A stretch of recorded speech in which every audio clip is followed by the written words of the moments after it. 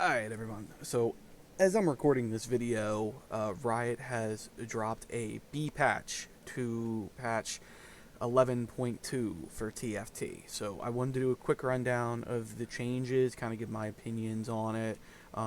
It's a pretty big B patch, but that's because I think there was a lot of opinion that this patch needed a pretty significant B patch.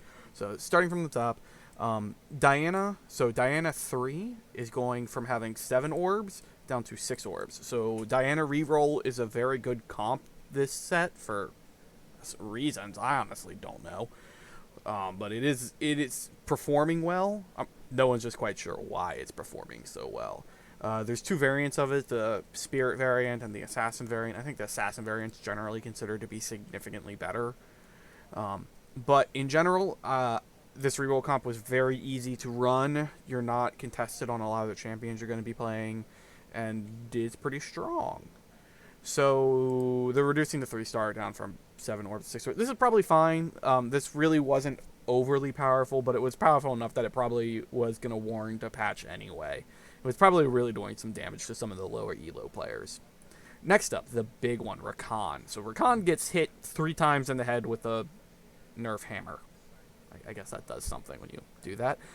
Anyway, so first they're fixing a bug where he would gain mana while his shield was still active near the end of the duration. So essentially this means that there is a longer delay before he starts regaining mana.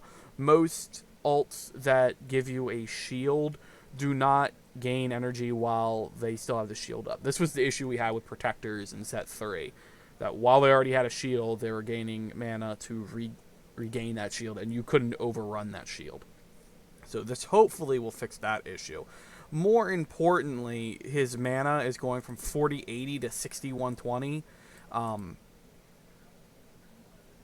And his disarm shield is going down from 300, 550, and 950 to 200, 400, 800.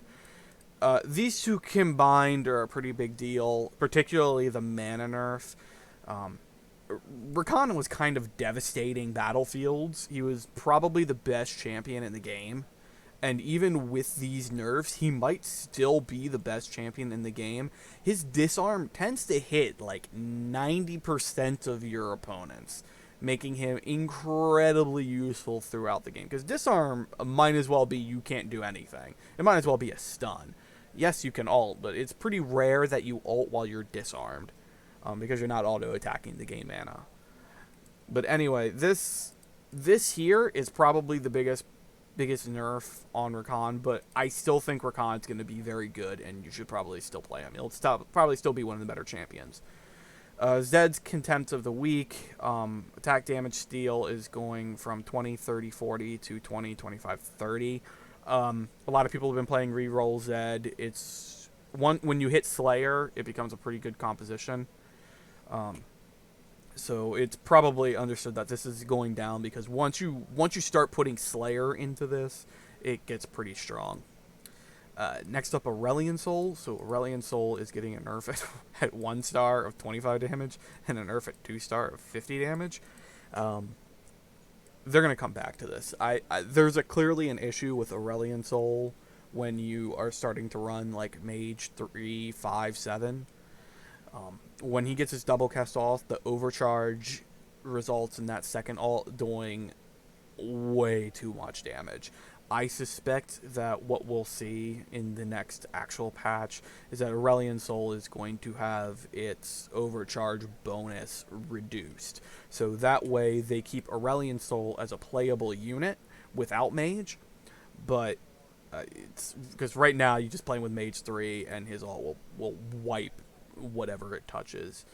And really the only way to play around it is to just outposition your opponent, which is... It can be pretty hard with Auriel Soul at times. You really have to know what you're doing to outposition an Auriel Soul build, and even then, the Auriel Soul usually still wins. Xayah, another part of the Elderwood Mage build that's causing havoc. She's getting a mana lock after a spell cast from 1 second to 1.5 seconds. So my thing with Xayah, Xayah is a very unique champion in that she scales significantly with both AD and AP. But when you but because she scales that way, it's rare you're just going to put one item to scale up one half of that ult. You'd rather have an item that scales both halves of the ult. So you tend to see a lot of people throwing Giant Slayer and Hodge on Xayah. And that's where I think the problem is coming, is when one of those two items ends up on Xayah, particularly Hodge. Hodge is probably the biggest issue here, that Xayah's damage gets really high when you start like stacking Hodges and you start stacking Giant Slayers. Whereas if you were just stacking AD items or just stacking AP items, it probably would be fine. So I think the reality of what's going to happen on Xayah in the long term is that they're probably going to end up nerfing Hodge. I think Hodge probably deserves a 5% nerf, probably no more than 5% nerf. But along with that, having this mana lock is pretty important, because she was causing a handful of like weird AI interactions whenever she went into her ult because she was untargetable. So this really doesn't fix that, but hopefully it should reduce the amount of times it happens. And Yone Seal Fate, we had the point where Yone was shredding everything and murdering everything, and now he's not doing that anymore, which is a problem because everyone's playing Elderwood and having a whole shitload of MR and armor. So they upped the shred on Seal Fate. Also, a tooltip fix. They fixed Katarina's tooltip so that it actually says the correct damage. So my thoughts, the best build in this patch is still going to be the Elderwood Mage build with Auriel Soul. It's just still going to be the best build. Mostly because Auriel Soul didn't really get touched in this patch. Rakan will hurt it a little bit, but it's not like Rakan was the most significant part of the build. Rakan was basically how you win streaked your way up to the point that you were going to win the game with Auriel Soul. So I suspect that build will still be the best build in the game. Not much you can do about it, and that I would also expect the next patch to like really start hammering down on that build, because it's kind of overwhelming how strong that build is. Anyway, that's all I got. I should have another patch notes video next week for when we get patch 11.3. See you around. Peace.